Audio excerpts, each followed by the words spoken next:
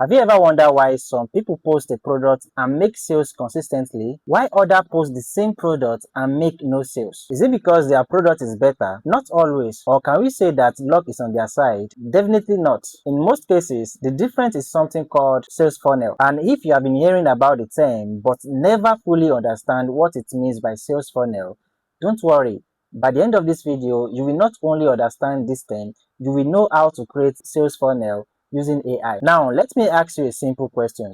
If a complete stranger walked up to you and said, buy a book worth of 10,000 naira, as a buyer, would you buy it? Probably not. Not because the ebook is bad, but because you don't know the person. There is no trust yet. Now, imagine a different scenario. You have been watching someone's videos on YouTube. Each of the videos teaches something new, and when you follow the advice, it actually works for you. Then one day, this person recommends an ebook that solves a problem you are currently facing. I know you won't think twice before you buy the ebook. Not because the ebook is special, but because you have trust in the person that recommend the ebook. And that is exactly what we call sales funnel. A sales funnel is simply the journey that takes someone from who is this person to I trust this person. Now that you understand what sales funnel is, we need to answer more important questions, and that takes us to the next stage. Stage 2.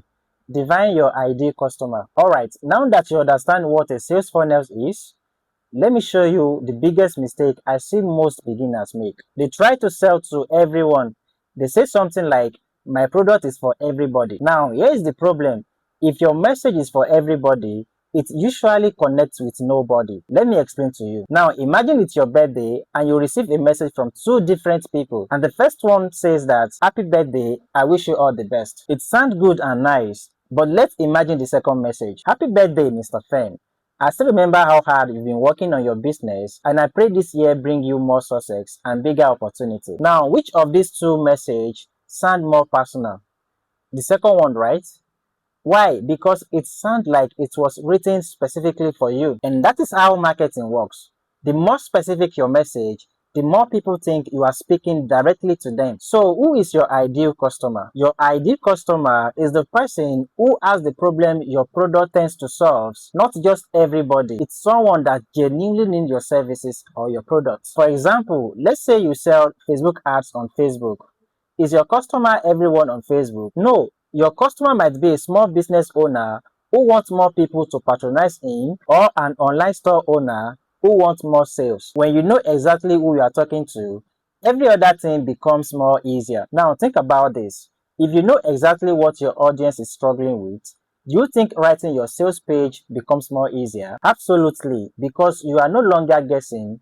You are speaking directly to their problems. So now that we know who we are talking to, it is time to figure out what we are going to say. Because knowing your audience is only half the battle.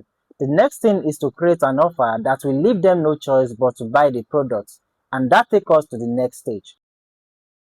Now that we have identified our ideal customer, we know who they are, we know what they want, and we know their struggles. But here is the challenge.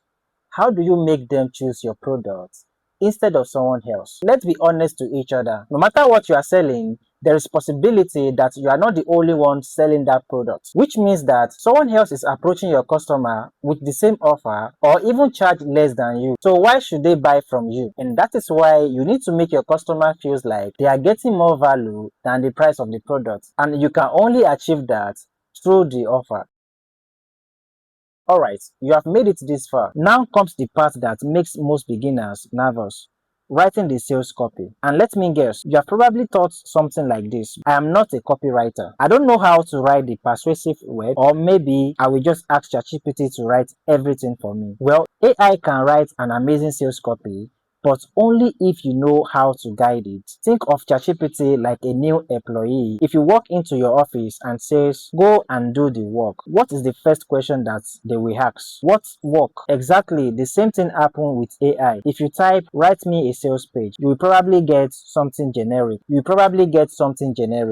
But if you give AI the right information, the result will become much better. So what exactly is sales copy? Sales copy is exactly the words that move someone from I'm interested so I want to buy this product. It is everywhere. Your headline, your product description, your landing page, your Facebook ad, and your email. Even the text on your buy now button, every word has a purpose. And that purpose is to move the reader one step closer to taking action.